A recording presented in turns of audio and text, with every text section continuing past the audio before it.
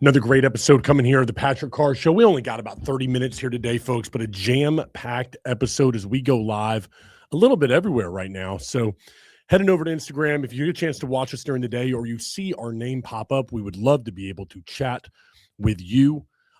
So a lot of great stuff, Anthony. We got some great stories here today, folks. If you haven't heard, Hantavirus continues to be at the top of the news. Me, you, Anthony, we were the first ones early this week to be talking about this, and we're going to continue to bring you all the latest news that you need to know about the Hantavirus. We've got some stories coming out as well about Buc-ee's and Teddy's. Two big gas station names up in Georgia are going head-to-head. A U.S. Postal Service worker is in some big trouble. Epstein files. Well, dum-dum-dum. A note is being released, and I'm going to give you my opinion on old Kash Patel, the FBI director. Well, man, the man likes some bourbon, and he likes it personalized, and we're going to give you my opinion on that one right there. But the biggest story of the day, boom, boom, boom, if we were like ABC News right now, I'll tell you. If we were looking at that one, folks, we got some big stories of the day coming up, all right? And so I want to talk to you a little bit about those stories, and the biggest one is the Hantavirus. We have been covering this all week. If y'all are not familiar, a ship left Argentina, is now stuck off the African coast after multiple people have come down with a Hantavirus, and 3 have died. First thing that I want to do today is I think it's very important to get our facts, Anthony. I think we got to get the timeline right now for the Hantavirus for everybody so we can understand why this thing is progressing and starting to be in the news like this. So let's break this down, okay? First thing I want people to understand, this is becoming a national and international story quickly, and here is the reason why. Break it down. April the 11th, everybody, the first man dies on this cruise ship. And then 40 passengers leave the ship between April 24th and 29th. During that same time, the wife of the man who had died, she's on her way home with her husband who had passed away, going to go to Johannesburg. In the airport, she dies, collapses, and dies. Between April 26th and May 2nd, everyone's getting sick on this ship, all right? And then May 2nd, we have our third person die. A German passenger dies on board. Between May 5th and May 6th, medical evacuations are happening off of the ship. And then on May the 7th, just yesterday, a global tracking system is now underway after a Switzerland man who disembarked at St. Helena when those 40 other passengers so disembarked before the other people started dying. Well, he's sick too.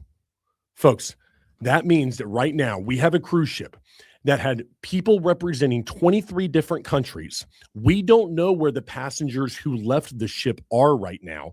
We do know that it is being transferred, and we do know that multiple people have died.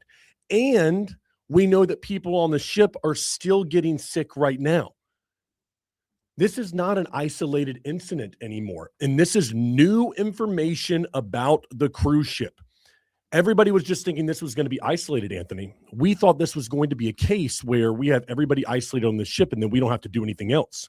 Little did we know that weeks before we found out about this, up to 40 people disembarked at St. Helena.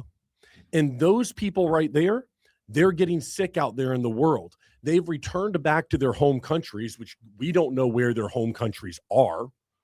And therefore, we're trying to find them right now to see if this is something, a variant perhaps of the Hantavirus that could be possibly spreading from person to person. That's happening right now, folks. I honestly find it crazy because we covered this beginning of this week, and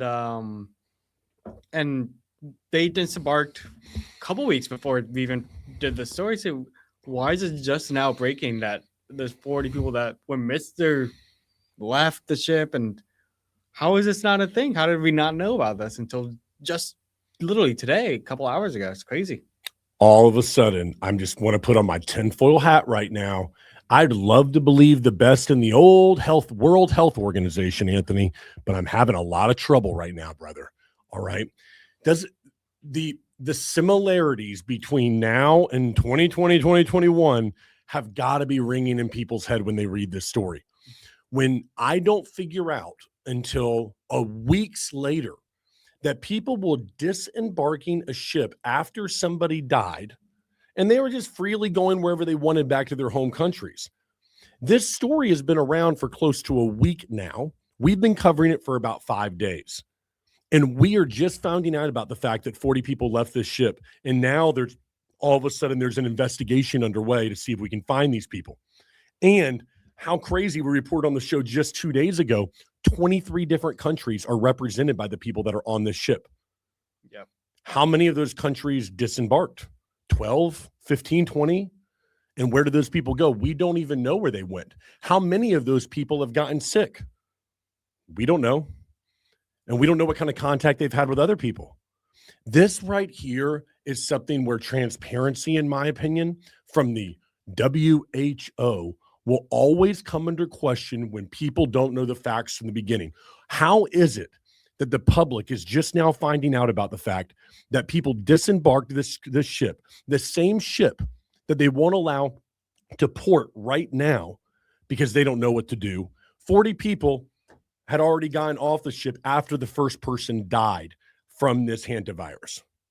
I find it crazy. Just the woman just collapsed at the airport and just died. That's crazy. So, too. Unbelievable. So you have the husband who passes away. I think they were 69, 70 years old, the couple. He passes away. She leaves the ship. She's going home to Johannesburg and literally collapses in the airport and dies. How many people was she in contact with at the airport? And so for me, this is where this story is now becoming a big deal because there doesn't seem to be a lot of information, doesn't seem to be a lot of facts coming out, and the facts that could have been available to us just days ago, a week ago. That would have been nice to know that stuff when we broke the story, but all of a sudden we don't know it. And that to me, just no transparency again. Seems like there was a group of people who just said, well, wonder if we can keep this thing isolated and maybe nobody gets sick and we don't have to make a big deal out of this thing. Yeah. But then all of a sudden, this guy in Switzerland yesterday, he has a confirmed case.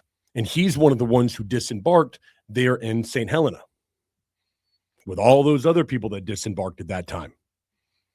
I want to know why they're disembarking. Anyone want to tell me this? Why are they leaving the cruise? Is it time for them to leave the cruise? Did they think something was going on the ship? Because now the facts that you and I are getting, what we're seeing out there, Anthony, is that there are multiple people on the ship that have been sick, and they've been getting sick for a long time. Mm-hmm. It makes me question whether these individuals were seeing something that they didn't like. Because I mean, it's just getting more and more like cases, but yes, I feel like there's even more that they're not telling us too. Could be. Yes, absolutely. Completely agree with you on this. Because, I mean, they didn't tell us about the 40 until just 2 days ago, day ago, that we just found this out. And, like, they were saying, oh, there's only 7. It's kind of underplay, but there's definitely. Very good point. Just a couple of days ago, we reported that there were 7 people, which was an increase from Monday when we reported that there were 5 people who were confirmed cases for hantavirus. But now when we're looking at an updated timeline right here, it appears to me that after the second death on May the 2nd of a German passenger, all right, that's when the World Health Organization, gets to step in. The ship is quarantined off Cape Verde. The vessel remains offshore as health officials assess passengers and the crew. But before that time, I want to make sure, late April, all right, after the second death happened, there are reports that more passengers and crew developed fever, gastrointestinal symptoms, and respiratory illness. That's when a British passenger became critically ill and was evacuated.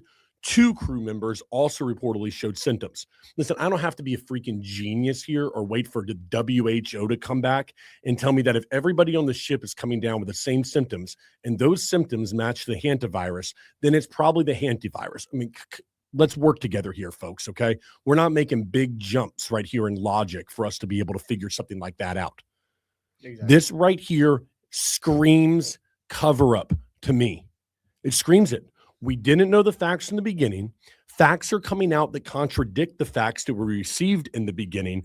And the facts that are coming out now, the facts that are coming out now, I'm not saying to get people in trouble, but they definitely elicit not an emotion, but like an excitement, they increase the level of severity.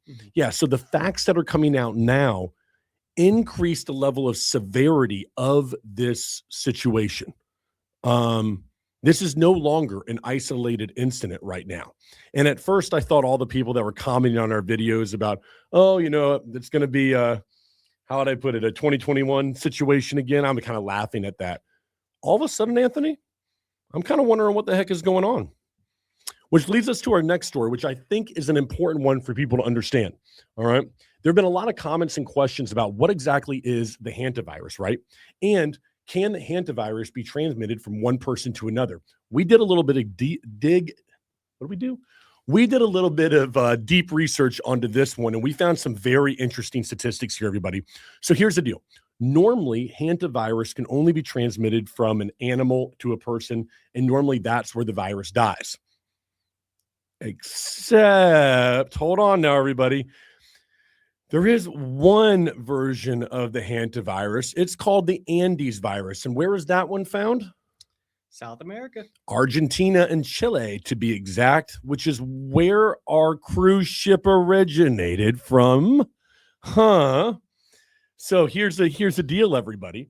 It is actually something that can be transmitted from human to human, and it is called the Andes virus. It is a version of the hantavirus, and it generally spreads from prolonged contact with an incubation period of anywhere from 1 to 8 weeks. Now, I want to turn to an article from Nature, though, and this is the one to me that should concern people right now. Listen up, everybody. All right. The ship started its journey in Argentina, which had an ongoing outbreak since last year between July 2025 and January of 2026. At least 20 deaths were reported in Argentina during that time. And while the number of cases had been similar to previous years, get this, everybody, research has shown an increase in fatality rate between January 2025 and January 2026. 34% of the people infected died, compared to a historical average being anywhere from 10 to 32% between 2019 and 2024. This according to Nature.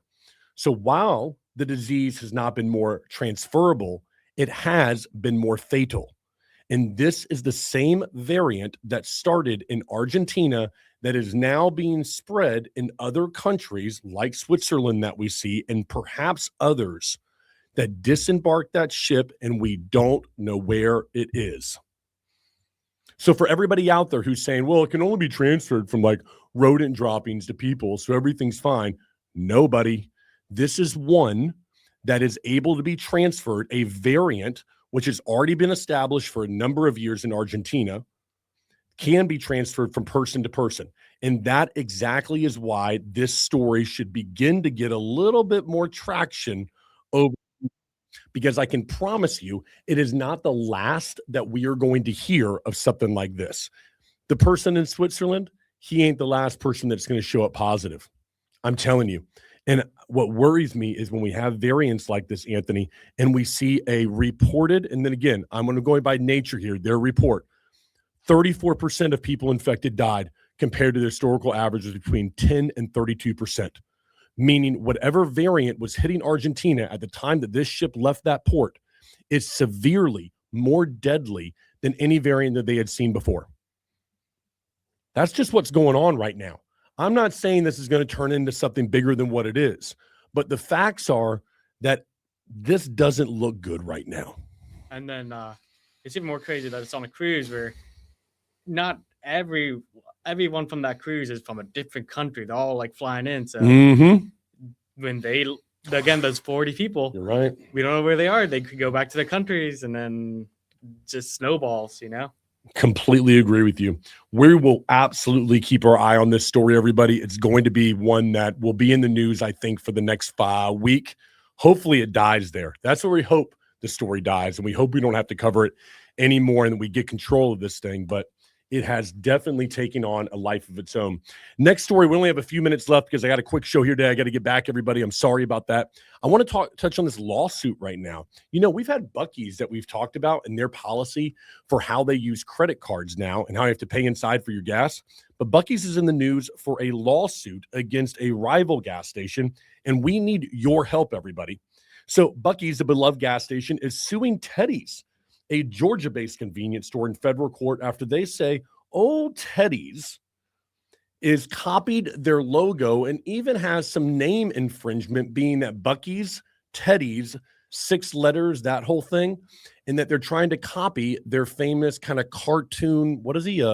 Otter? Beaver? They're trying to copy their beaver. And that doesn't sound right. You should copy the beaver. But Teddy's is kind of this lovable bear. So, and then you got Teddy's, who's the lovable bear, and you've got Buc-ee's, the lovable beaver over here. What I want to know is this, in your opinion, something that infringes upon Buc-ee's? Is this, in your opinion, a lawsuit? Does Buc-ee's have a case here?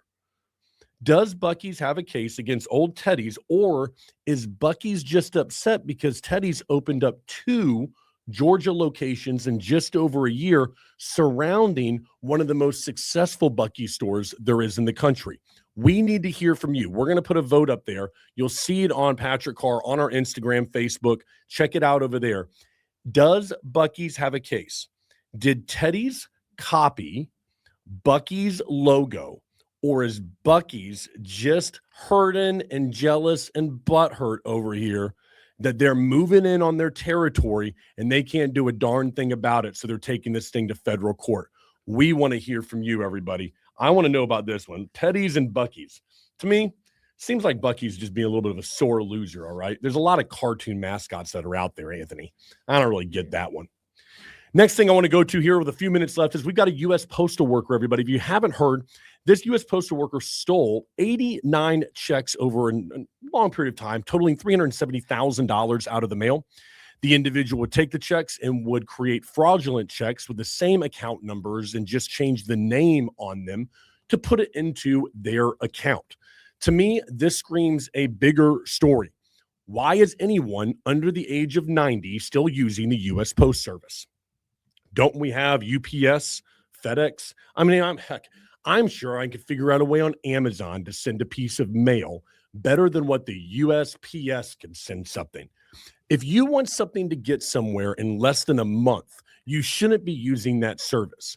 Walking in there is terrible. If you have to go into their office, God forbid, for something like a passport, who knows? Or standing there in line trying to send a box, just go into UPS or have them pick it up. I can't wait for Amazon to be able to do it if they already don't do it. But it speaks to me a bigger issue that we have. And that bigger issue is why the United States Postal Service even still exists. It is the most inefficient way of sending anything. You could send a letter from the United States like 3 miles down the street, and it'll take 2 weeks to get there. That is government efficiency at its best. So when I see that $370,000 worth of checks was stolen, all I can think about is, why are we still sending checks in the mail? Can't we figure out a way that we can do this differently? Can't the government for once figure out a way that the Postal Service could become more efficient? Can't we just use it, privatize the entire thing, and just come up with UPS and sign for it? We have no need at all for the United States Postal Service, okay? We're not having a civil war where I need to write letters to home, okay, honey, I'm going to be home and things are kind of dying down up, and here we go. I'm going to fold it in and put it in my mailbox. What are we doing? Just go ahead and send it UPS, call the person, maybe send them a text message, an email. Folks, we got rid of fax. We're not faxing people anymore. We don't need to snail mail people anymore either. I think this is very obvious. This kind of story should never happen, Anthony. I can't stand this one. 2 more stories left here. We only got a couple of minutes, all right? We saw that Epstein. We have a note that has been released out of Epstein's, well, I guess you could call it personal property. And that note reportedly is a note that claims that he did do what they claim that he did. I can't say, what that word is around here. I'm just going to say this. The note has not been authenticated yet, But here's my theory. Here's what's going to happen, Anthony, okay? I bet the note is authenticated. And then what I'm going to say? Of course it is. If I had all the resources in the world, do you not think I could take a handwriting expert and find a way to authenticate a note? Of course I could. And then I've got to hear from his cellmate, who was convicted of quadruple murder, come out and say, oh yeah, I had tried to revive him when he tried to do it before. And now all of a sudden, 7 years later, we have this note that comes out that hasn't been authenticated. But don't worry, the government, I'm sure, is going to take care of this and authenticate the note for us, so we can all rest assured that everything's going to be fine. Which leads me to my last story, because the person who would be heading up that case is old Kash Patel, everyone, the FBI director. And listen, I'm a conservative individual. I tend to like Kash Patel when I hear him speak, but I'm going to tell you, the guy rubs me the wrong way. He rubbed me the wrong way on Joe Rogan. He's rubbed me the wrong way when people stand up to his authority. And now this story that is broken from the Atlantic screams somebody who has an ego that is not fit to be in the FBI. Here's the story breaking from the Atlantic. It appears that Kash Patel has been giving away bottles of personalized bourbon, and the Atlantic has, in fact, gotten a picture, at least at a minimum, of one of those bottles that has the FBI seal on it, his name, and get this, everybody, signed Kash Patel number 9, as in the 9th FBI director. And here's what I want to ask you. If I was to go to you, Anthony, and I was to say, hey, buddy, you want this cup of coffee right here? It's a nice gift for you. I just got this for you from, and you're like, sure. And I go, Patrick Carr, number 23, whatever. And I give it to you. Do I not believe that I think I'm worth something, that you're going to find that to be valuable because you look at me as some kind of star or some kind of influencer? Yeah. That leads to mindset to me, Anthony. I don't like that, because what it speaks to is that this person is worried about their clout, who they are, their position in society, and not on serving people. I don't care if it's allowed by the ethics of the FBI. It speaks to me to something that is much deeper. And when I look at that, I think to myself, is that person serving themselves, or is that person serving the country? Because it sends, when I'm signing things like I'm signing a jersey, like I'm some NBA LeBron star, that to me says I'm serving myself. And it speaks to how I look at myself within society and how I want other people to look at me. I want to keep an eye on this Atlantic story that we have. Kash Patel out here signing bottles of bourbon, giving them away. Ethics or not, does not seem right to me, because it speaks to what's up here. Folks, unfortunately, I have to run. We've got to get back to work here. Had some great stories, and we'll have more for you coming tomorrow. Until next time here on the Patrick Carr Show, we'll see you tomorrow.